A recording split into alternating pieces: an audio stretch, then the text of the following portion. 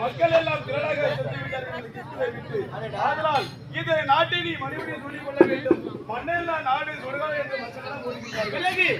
அதனால் அண்ணன் இறந்து விட்டார் என்று நாங்கள் மறுபடியும் சொல்லிக் கொண்டோம். மன்னனாகிவிட்டேன். எனது நண்பருக்கு ஆஞ்சநேயன் அவருக்கு அமைச்சர் பதவி. அதனால் உன்னுடைய அண்ணன் உன் மீது கோபப்பட்டு மீண்டும் வந்து உன்னையும் அதிகாரமாக அடித்து பிறகு எனது மனைவியை தெரிவித்தார். அண்ணவா, இது என்ன சோதனையாக இருக்கும், என்ன வேதனையாக இருக்கும்? அதே கண்முன்னே படுகிறார்கள். என்னுடைய மனைவியான ஜானகியை எவ்வளவு கவர்ந்து சென்றார் என்று தெரியாமல் எனது சிறிய தந்தையார் என்னுடைய ஜடாய பற்றியான ஒரு முறைக்கை கேட்டேன். என் இலங்கை மாணவரை ராமேஸ்வரன் கவர்ந்து சென்று விட்டான் என்று அவருக்கு இறுதி சடங்கை முடித்துவிட்டு இந்த ரிஷிமுகா பருவத்தின் வழியாக நான் வந்து கொண்டிருக்கும் போது இவர்கள் இருவரும் அமைச்சர் கேட்டார்கள், ஐயா உன்னுடைய மனைவியை நான் மீட்டு தருகிறேன், அதற்கு பதிலாக இருவரும் சேர்ந்து எனக்கு என்ன உபாயம் செய்வீர்கள் என்று சொல்லி எனது மனைவியை எனது அண்ணன் நீக்கி சென்று விட்டார். மனைவியை மீட்டு கொண்டு என்னிடத்தில் கொடுத்து விட்டார். நான் வானர சேனைகள் அனைத்தையும் கொண்டு வந்து உனக்கு துணையாக இருந்து அன்னை ஜானகியை நான் சிறையிட்டு கொண்டு உன்னுடைய மனைவியான உரிமையை நான் உன்னிடத்திலே ஒப்படைத்து விட்டால் தென்னிலங்கைக்கு சென்று வானர சேனைகளோடு ராவனுடைய சமாதானம் முடிந்து பிறகு என்னுடைய ஜானகியை மீட்டு தருகிறேன். வேறு ஏதாகிலும் சந்தேகம் இருக்கிறதா? உன்னுடைய அண்ணன் வாலியை நான் கொள்கிறேன். வேண்டாம் என்னை அண்ணனை கொல்ல முடியாது. ஏன் என்று கேட்டால் அவர் கைலாயம் சென்று அந்த ஈஸ்வரனிடத்திலே வரம் பெற்றவர். அப்படியா? ஆமாம்.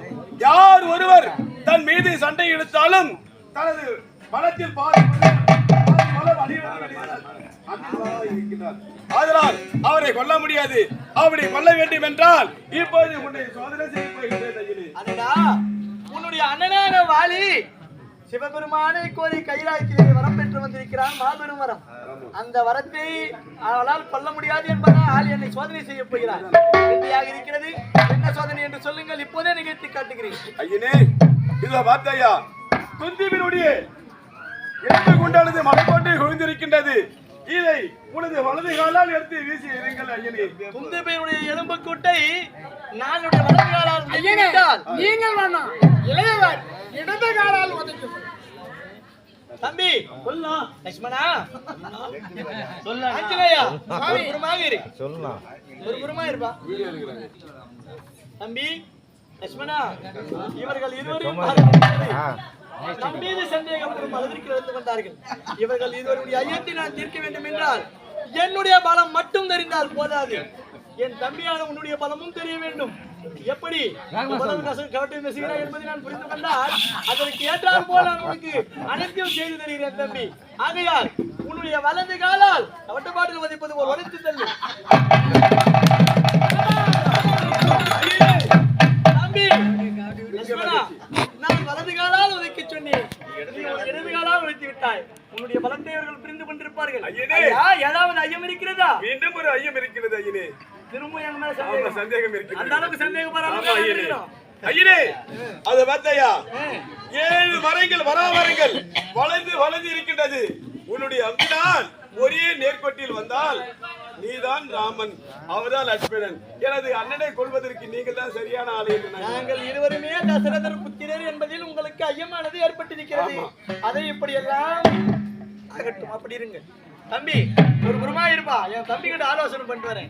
தம்பி லட்சுமணா, இவர்கள் இருவரும் நமக்கு சதி திட்டம் தீட்டுவது போல் இருக்கிறார்கள். ஆனால் இவர்கள் இருவருக்கும் நாம் யார் என்பதை காட்ட வேண்டும். இதோ தெரிகிறதே 7 மரம். 7 மரமும் நாகத்தை போல் வளர்ந்திருக்கிறது. அந்த 7 மரம் யார் தெரியுமா? 7 மரமும் 7 அரக்கர்கள் நாகத்தின் தலைவனாக இருக்கக்கூடியவனுடைய மீது இருக்கிறார்கள். இந்த 7 மரத்தில் ஒரே நேர்கோட்டில் நான் அம்புவிட வேண்டும் என்றால் அந்த நாகத்தினுடைய வாளை நான் அழித்து விடுகிறேன். நீ அழித்து விடி, நான் அம்பை விடுகிறேன். ஒரு 7 மரம்